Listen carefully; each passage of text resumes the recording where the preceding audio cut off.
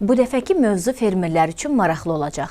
Əvvəllər fermerlər tərəfindən kənd təsərrüfatı təyinatlı torpaqlarda əsaslı tikinti işlərinin aparılması mümkün deyildi. Artıq qanuna edilən dəyişikliyə əsasən kənd təsərrüfatı təyinatlı torpaqlarda müəyyən tələblər çərçivəsində əsaslı tikinti işləri aparıla bilər. Belə ki, kənd təsərrüfatı təyinatlı torpaqlarda yalnız kənd təsərrüfatı məhsullarının istehsalı və emalı üçün nəzərdə tutulmuş, habelə işçilərin müvəqqəti yaşaması məqsədləri üçün yaşayış təyinatlı əsaslı tikililər inşa edilib və quraşdırıla bilər.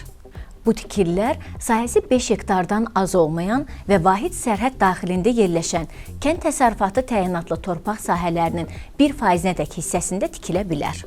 Bu halda yay və qış otlaqları, ümumi istifadədə örüş sahələri istisna təşkil edir.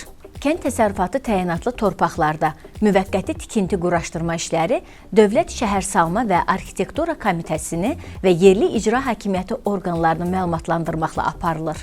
Tikinti işlərinin aparılmasına dair tələbləri isə Azərbaycan Respublikasının Torpaq Məcəlləsində dəyişiklik edilməsi haqqında Azərbaycan Respublikasının 2024-cü il 28 iyun tarixli qanunu ilə müəyyən edilib.